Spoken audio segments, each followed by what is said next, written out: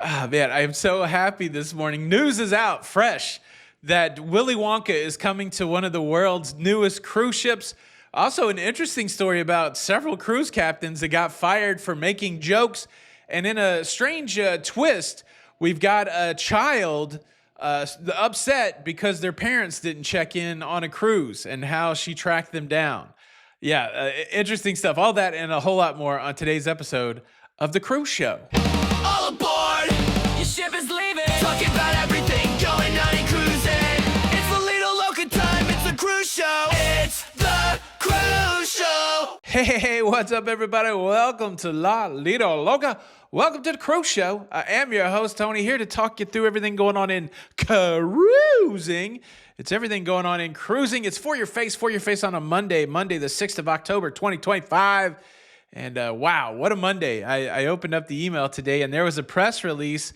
Royal Caribbean has announced the new offerings on Legend of the Seas. And there's two pretty impressive ones. The first one is they're taking the Royal Railway that debuted on Utopia of the Seas. That's a dining experience, immersive dining experience, which I liked quite a bit. They're taking that and they're going to put that on Legend of the Seas. I did a whole video on the Royal Railway. I'll leave that linked at the end. But the big news that really has me excited is they're bringing their version of the Broadway musical Charlie and the Chocolate Factory to Legend of the Seas. Now, I was born in 1971, and probably my favorite movie from 1971 is Willie Wonka and the Chocolate Factory, the Gene Wilder classic. I'm not even going to talk about the abomination that was called Charlie and the Chocolate Factory that starred Johnny Depp, but I will give some love to the Timothy Chalamet Wonka that came out recently. That was pretty good. But when we talk about Willy Wonka, at least in the Barnett household, we really only talk about the 1971 classic. Everything else is pales in comparison.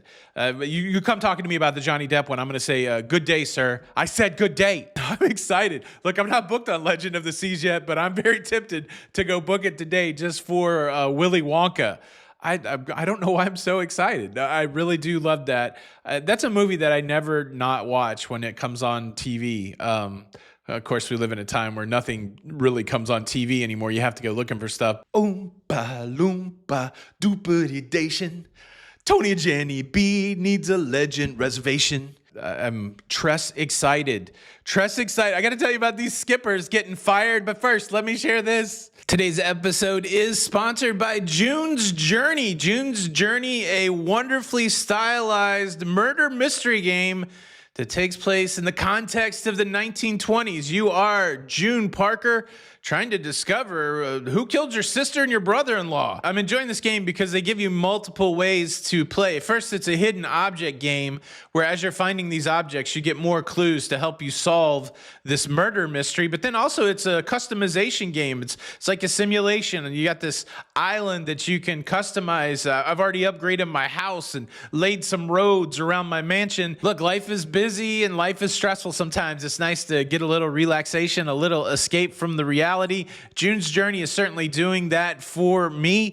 It's available on iOS. It's available on Android, so you can play it on your mobile phone. You can also play it on a tablet. And excitingly, you can start playing June's Journey today for free. Scan the QR code that's on the screen or click the link in the description to begin your journey with June's Journey. Solve that mystery. Thank you, June's Journey, for sponsoring today's episode. All right, this next story is cruise-related loosely. Hold on loosely. It's loosely cruise related, but I thought it was interesting. The headline that caught my eye was that cruise captains for Disney's Jungle Cruise at one of their theme parks, maybe it's in LA, I don't know Disney, but they have a ride that's a Jungle Cruise, and the cruise skippers there have to memorize a script that includes up to 600 dad jokes.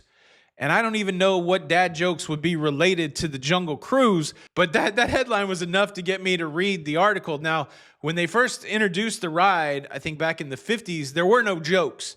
And the skippers that were doing the tour started interjecting their jokes. And WD, Walt Disney, did they call him WD-40 when he turned 40? WD, Walt Disney, heard about the jokey skippers, and he asked to be put on one of their tours, and he liked it. So the Imagineers started writing dad jokes into the script, and all was well and good. But back in the 90s, some people went off script. A couple of these skippers started interjecting their own jokes that were off script, and they got fired. They got fired. So, yeah, like I said, it was a loose one. But look, I feel like I would be remiss if we didn't have at least one Jungle Cruise-based dad joke. Hold on, let me go get it. Let me prepare. All right, I got one. Let's imagine that we're on the Jungle Cruise. And ladies and gentlemen, if you look over to your right, you will see Pride Rock, home of all of our big cats here on the Jungle Cruise. I do have a question. Why should you never trust the king of the jungle? Answer, because he's always lying.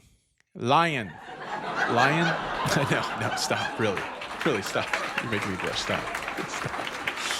Zow! Okay, it's not, I wonder if these are the kind of jokes they're memorizing, but yeah. Jokey joke. I think I put on the thumbnail, two guys walk into a bar. One of my favorite two guys walk into a bar joke was put forth back in the 80s by Howie Mandel when he was doing stand-up. And I think it goes something like this. Two guys walk into a bar, which seems dumb because you figured the second guy would have seen it. There you go. All right, I do want to share some news that you can use if you are a loyal Carnival cruiser. He says tongue firmly in cheek because we know there's tension when it comes to Carnival loyalty. There's been a nasty rumor spread about that Carnival is banning all power strips. People will latch onto a rumor like that because Royal Caribbean did exactly that. You used to be able to bring a non-surge protector power strip on Royal, which means you could bring something that had multiple regular outlets, 120 volt outlets, and as long as it didn't have a surge protector, you could bring it on board. Well, I think it was about a year ago, or maybe even longer, that Royal Caribbean said, no, you can't do that. No, you can't do that anymore. We will allow you to bring multiple, like a multi-USB adapter that you can plug into the wall and then, charge all your USB stuff. Well, somebody posted a video on Instagram or something saying that same thing was happening to Carnival, and it raised the back of some cruiser who threatened to cancel their cruise if they couldn't bring non-surge power power strip onto a Carnival cruise. It's all lies. It's just a big old ball of lies. And you can still do that. So the rule still exists. If it has a surge protector in it, like, that kind of power strip, it's not, you can't bring that on board a Carnival ship. But if it is a non-surge protector power strip, you can bring that on board. Wildly, it does seem like almost every other day Carnival is pointing out people that are lying about Carnival from their social media platforms. I wonder if that many people are really lying. I don't know, but I guess it's a call to try to make sure you get the information right. Certainly, that's not always easy to do when you're commentating on the cruise business, but I try to do my best to get all the right information out and correct it if I get it wrong. But there's some correct information. You can still take a power strip on Carnival as long as it doesn't have a surge protector.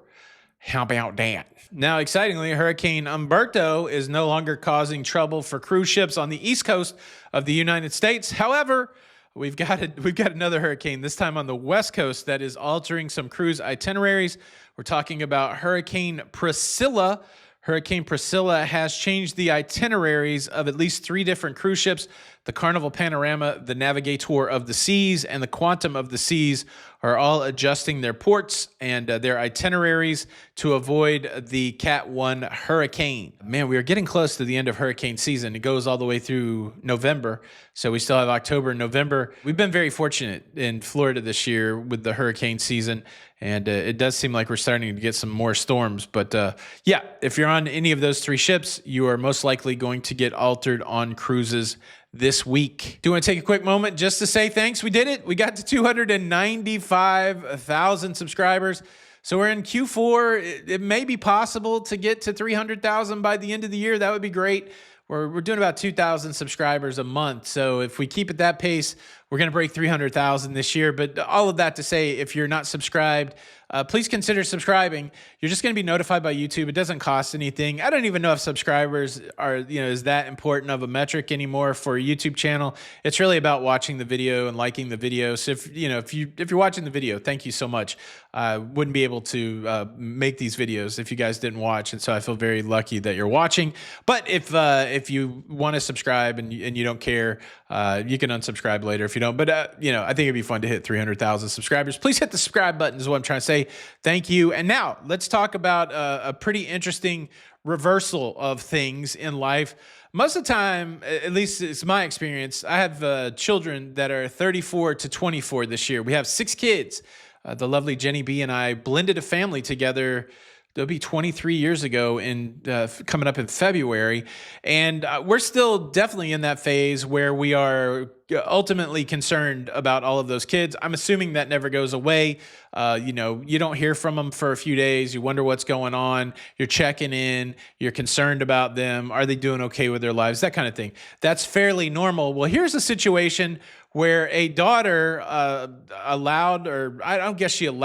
there's a daughter who normally cruises with her parents, and for whatever reason, her schedule would not allow them to cruise together this time, so the parents went on the cruise without the daughter. Now, here's a picture of the parents. The dad is 78. I'm not sure how old the mom is. She looks like she can't be any older than 29. But the dad is 78, older parents, and they were given strict instructions by their daughter that once they got on board, that they should check in with her by email.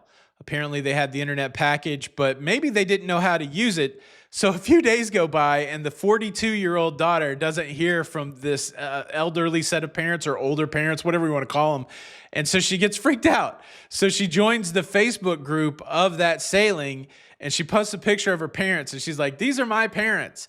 Has anybody seen my parents on board? Can somebody check on them or at least tell my parents to call me so I know they're okay?"